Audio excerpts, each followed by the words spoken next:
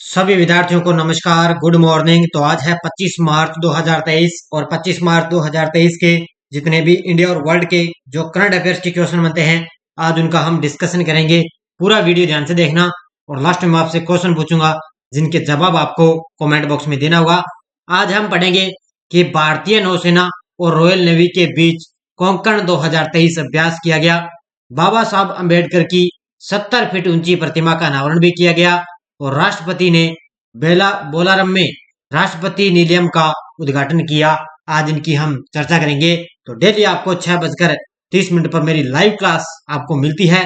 पहले आपको पता है डेली आपको क्लास मिलती है, उसके बाद में जैसे कल संडे है, संडे के दिन आपको वीकली मिलेगी, उसके बाद में आपको मंथली मिलती है, फिर 3 मंथ की क्लास मिलती है। तो हमें आपको पता है एक ही क्वेश्चन को लगभग कितनी बार एक महीने के अंदर लगभग 4 से 5 बार आपको रिवाइज करवाया जाता है, क्योंकि आनंद के साथ आप क्लास देखते रहिए। स्टार्ट करें आज की क्लास। सबसे पहले हम कल के क्वेश्चनों को रिवाइज करते हैं। देखिए, किस शहर के हॉकी स्टेडियम को भारतीय टीम की स्टार हॉकी खिलाड़ी रानी रामपाल के नाम पर रखा गया? तो ये रखा गया रायबरेली हॉकी स्टेडियम को। हाल ही में किसने सऊदी अरब ग्रैंड प्रिक्स 2023 जीता? ये जीता है सर्जियो पेरेज ने। प्रधानमंत्री ने आईटीयू के एरिया ऑफिस और इनोवेशन सेंटर का उद्घाटन किस शहर में किया है? ये किया है नई दिल्ली में। किस राज्य के मुख्यमंत्री ने राज्य में मिशन लाइफस्टाइल फॉर एनवायरमेंट का उद्घाटन किया? ये किया है असम के मुख्यमंत्री हिमंत बिस्वा शर्मा ने मिशन लाइफस्टाइल फॉर एनवायरमेंट का उद्घाटन किया है। आगे और देखो, आरबीआई ने किस शहर में डेटा सेंटर और साइबर सुरक्षा प्रशिक्षण की संस्थान की शुरुआत की? ये की है भुवनेश्वर उड़ीसा के अंदर। क्यूएस रैंकिंग के टॉप 50 इंजीनियरिंग इंस्टीट्यूट में कौन सा आईआईटी शामिल हुआ? ये हुआ है आईआईटी दिल्ली। और हुरून ग्लोबल रिच लिस्ट के अनुसार स्वनिर्मित अरबपतियों के मामले में भारत कौन से स्थान पर है? तो इसमें भारत का तीसरा स्थान है। पहले स्थान पे चीन है, इसमें दूसरे स्थान पे अमेरिका है और तीसरे स्थान पर है अपना देश है भारत। तो ये कल के क्वेश्चनों का था रिवाइज। आपको मैंने पीडीएफ आपको इसकी टेलीग्राम पर मिल जाती है। वीडियो के डिस्क्रिप्शन में टेलीग्राम का लिंक दिया हुआ है, वहां जाकर इसकी पीडीएफ आपको शाम तक टेलीग्राम पर मिल जाती है। और एक सूचना आपके लिए मैं दे देता हूं, एक बड़ी महा मैराथन क्लास आपके लिए लेकर आ रहा हूं। ईओ और आरओ एग्जाम 2023 के लिए स्पेशल जुलाई 2022 से लेकर फरवरी 2023 तक अंतर्राष्ट्रीय राष्ट्रीय करंट अफेयर्स का निचोड़, वो भी पूरे 8 महीने का निचोड़ आपके सामने। करंट अफेयर्स का एक महा मैराथन की क्लास आपको 2 या आगे आने वाले 2 या 3 दिनों के अंदर अंदर ये क्लास आपको मिलेगी, क्योंकि स्पेशल आगे एग्जाम है ईओ और आरओ के एग्जाम के लिए। महा मैराथन क्लास जरूरी नहीं है कि ये ईओ और आरओ एग्जाम के लिए होगी, आगे आने वाला कोई भी एग्जाम हो, चाहे राजस्थान पुलिस है, चाहे दिल्ली पुलिस की कोई तैयारी कर रहा है, चाहे एसएससी है, चाहे सूचना सहायक भर्ती है, कोई भी आगे एग्जाम हो, सबके लिए ये वीडियो रामबाण साबित होगा। तो ये आप जरूर ज्वाइन कीजिए। बस 2-3 दिन में ये क्लास आपको मिल जाएगी। तो स्टार्ट करें। एक बार सभी साथी वीडियो को लाइक और शेयर कर दें। देखिए, पहला प्रश्न आपके सामने, किस तट पर भारतीय नौसेना और रॉयल नेवी के बीच कोंकण 2023 नामक वार्षिक द्विपक्षीय समुद्री अभ्यास आयोजित किया गया? तो ये कौन से किस तट पर किया गया है? भारतीय नौसेना और कौन सी है रॉयल नेवी के बीच कोंकण 2023 नामक वार्षिक द्विपक्षीय जो समुद्री अभ्यास है वह आयोजित किया गया। और ये कोंकण से आपको नाम से ही पता चल रहा है कौन सा हो जाएगा, ये कोंकण तट है। किस तट पे होगा? ये कोंकण तट पर भारतीय नौसेना और रॉयल नेवी के बीच में ये कोंकण 2023 अभ्यास आयोजित किया गया। देखो, मुख्य तथ्य, कोंकण तट के अरब सागर में 20 से 22 मार्च 2023 तक, कब से? 20 से 22 मार्च 2023 तक भारतीय नौसेना और रॉयल नेवी के बीच कोंकण 2023 नामक वार्षिक द्विपक्षीय समुद्री अभ्यास आयोजित किया गया है। और जो ये रॉयल नेवी है ना, ये यूनाइटेड किंगडम की एक नौसेना युद्ध शक्ति है। बस ये आपको दोनों को अच्छी तरह से याद रखने हैं। जैसे ये आगे मंथ आपके लिए कंप्लीट होगा तो मैं अलग से ये जितने भी अभ्यास हो चुके हैं उसकी एक क्लास आपको आगे अब मंथली वाइज आपको अलग अलग क्लासें मिलती रहेगी। दूसरा प्रश्न आपके सामने, किस राज्य के लातूर शहर में डॉक्टर बाबा साहब अंबेडकर की 70 फीट ऊंची प्रतिमा का अनावरण किया जाएगा? अब आपको आगे पता है कि 14 अप्रैल आने वाली है, 14 अप्रैल आने वाली है। तो 14 अप्रैल को आपको पता है भीमराव अम्बेडकर की इनकी जयंती बनाई जाती है। तो उसी के उपलक्ष्य पर क्या है कि महाराष्ट्र के लातूर शहर में बाबा साहब अम्बेडकर की 70 फीट ऊंची प्रतिमा का अनावरण किया जाएगा। देखो मुख्य तथ्य 13 अप्रैल को, अब इनकी 14 अप्रैल को तो जयंती बनाई जाएगी, ठीक है।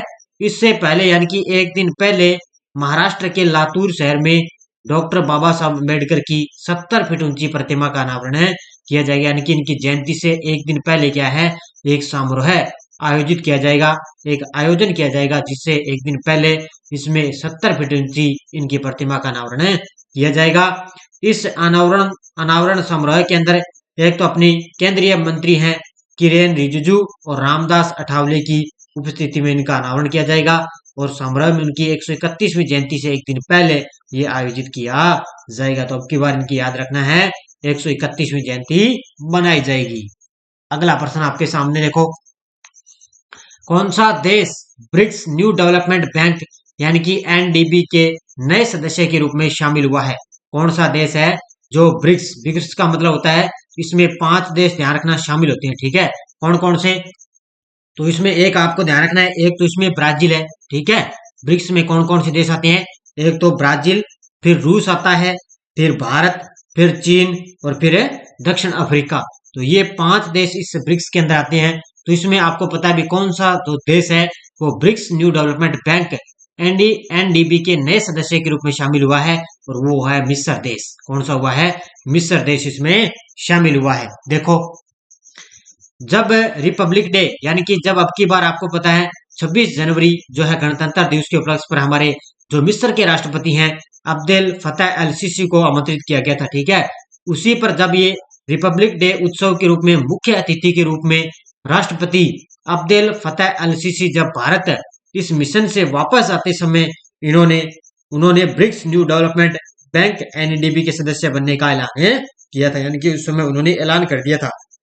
आगामी ब्रिक्स सम्मेलन की उम्मीद है कि जो अगस्त में दक्षिण अफ्रीका द्वारा आयोजित किया जाएगा। जो आगामी जो ब्रिक्स सम्मेलन है ना, वो कहां पर होगा? अगस्त महीने के अंदर दक्षिण अफ्रीका द्वारा इसका आयोजन किया जाएगा। यानी आपको 5 देश तो इसमें बता दिए, ठीक है। कौन कौन से हैं? दक्षिण अफ्रीका, भारत, रूस और चीन, और कौन से हैं?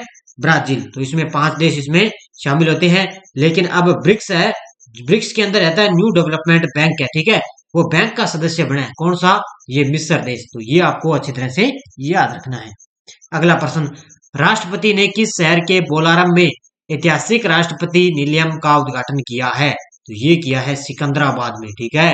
राष्ट्रपति अपनी द्रौपदी मुर्मू है, उन्होंने सिकंदराबाद के अंदर बोलारम में ऐतिहासिक राष्ट्रपति निलयम का उद्घाटन किया है। देखो मुख्य तथ्य, राष्ट्रपति द्रौपदी मुर्मू ने आज सिकंदराबाद के बोलारम में ऐतिहासिक राष्ट्रपति निलयम खोलकर जनता को समर्पित किया है। तो यहाँ पे ये आज नहीं आएगा, ठीक है, ये नहीं है, आज नहीं, कल के लिए।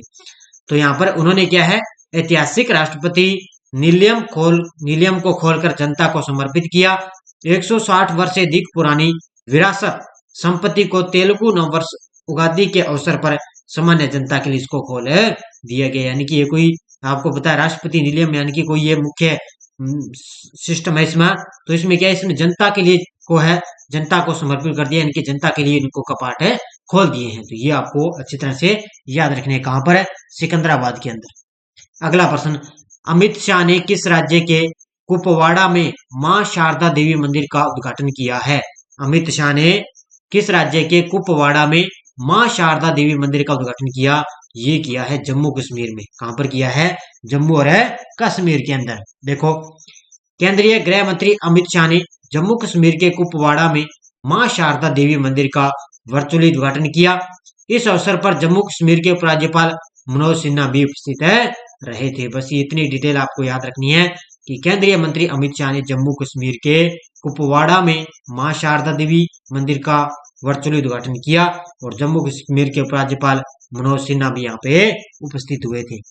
अगला प्रश्न देखो, किस शहर में 25 मार्च से बिम्स्टेक देशों की बैठक शुरू हुई है? यानी कि 25 मार्च, यानी कि कोलकाता के अंदर क्या है, आज 25 मार्च है, तो कोलकाता शहर में 25 मार्च यानी कि आज से बिम्स्टेक देशों की बैठक शुरू, यानी कि 2 दिवसीय ये बैठक हुई है।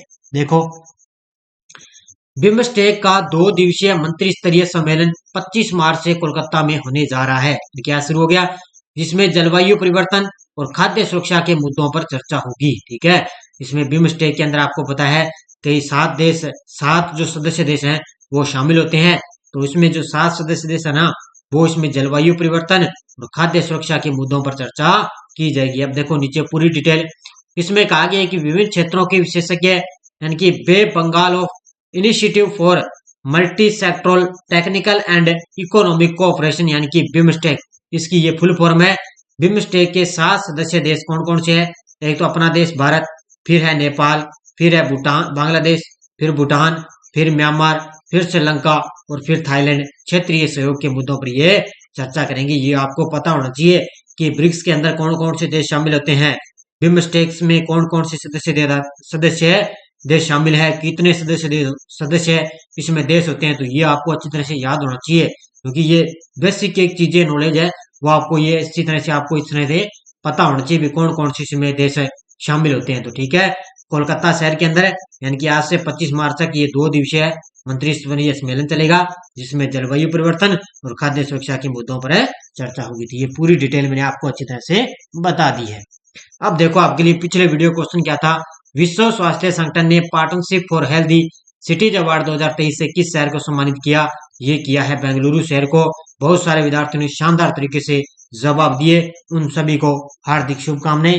अब देखो आपके लिए एनएफ इंडेक्स 2023 अभ्यास भारत और अफ्रीका के बीच सैन्य अभ्यास किस शहर में शुरू हुआ है? तिरुवनंतपुरम, जामनगर, पुणे, चेन्नई। इसका जवाब आपको कमेंट बॉक्स में देना है। और अब देखो आपके लिए हिस्ट्री डोज क्या थी। पुलिकट झील किस राज्य में स्थित है? तो यह है आंध्र प्रदेश और तमिलनाडु की सीमा पर है, ये ध्यान रखना। आंध्र प्रदेश और तमिलनाडु की सीमा पर है पुलिकट झील। India states of forest report 2021 के अनुसार वनों के अंतर्गत सर्वाधिक प्रतिशत भूमि वाला राज्य आपसे पूछे तो प्रतिशत के अंदर आएगा मिजोरम। कौन सा आएगा? ये एग्जाम के अंदर क्वेश्चन आ चुका है। डॉल्फिन कटक किस महासागर में स्थित है? तो ये है अटलांटिक महासागर में। ये भी क्वेश्चन सेकंड ग्रेड में आया है, और ये भी सेकंड ग्रेड में, और ये भी सेकंड ग्रेड के, तीनों सेकंड ग्रेड के अंदर ये क्वेश्चन आ चुके हैं। अब देखो आपके लिए नेक्स्ट डोज क्या है। भारतीय वन नीति की घोषणा कब की गई? देश में सर्वाधिक क्षेत्रफल पर किस प्रकार के वन पाए जाते हैं? फूलों की घाटी किस राज्य में स्थित है? और भारत का सबसे बड़ा राष्ट्रीय उद्यान कौन सा है? इन चारों क्वेश्चनों को आप शानदार तरीके से आप जवाब देंगे। आपको बस जो मैं यहाँ पे करवाऊंगा बस वो लेवल आपको पढ़ना है, और यहीं से आगे जो मेन आप एग्जाम की तैयारी कर रहे हो तो वहां पर भी यहाँ से क्वेश्चन आपको देखने को मिलेगा। शानदार तरीके से मैंने एक मुहिम आपके लिए ये शुरू कर दी है। तो सारे विद्यार्थी एक बार वीडियो को जाते जाते लाइक और शेयर करना आपका काम है, क्योंकि लाइक बहुत ही कम आते हैं। इतने विद्यार्थी मेरे साथ जुड़े हुए हैं, लेकिन लाइक एक भी बहुत कम है। तो लाइक का बटन आपका काम है, लाइक पर बटन पर क्लिक करना, लाइक करना वीडियो को आपका काम है, और अपने जितने भी ग्रुप बने आपको उनको वीडियो में शेयर करना है। और ये महारामैराथन आपके लिए क्लास आएगी, और आपको पता है हमारी ऑल एग्जाम के लिए टेस्ट सीरीज चल रही है प्रताप क्लासेज ऐप के अंदर, इंडिया और वर्ल्ड करंट अफेयर्स की, जिसमें आपको जनवरी 2023 से दिसंबर 2023 तक मात्र 50 रुपए के अंदर आपको पूरे साल की मंथली वाइज टेस्ट सीरीज मिल जाएगी, और पीडीएफ आपको यहाँ पे फ्री मिलेगी पूरे तथ्य के साथ, जिसमें आप पढ़ सकते हो आराम से यहाँ पे, और 1 साल की वैलिडिटी रहेगी। तो जरूर ज्वाइन कीजिए हमारे प्रताप क्लासेज ऐप को, और हमारी जो है टेस्ट सीरीज का आप आनंद लीजिए। तो धन्यवाद सभी विद्यार्थियों को। जय हिंद, जय भारत।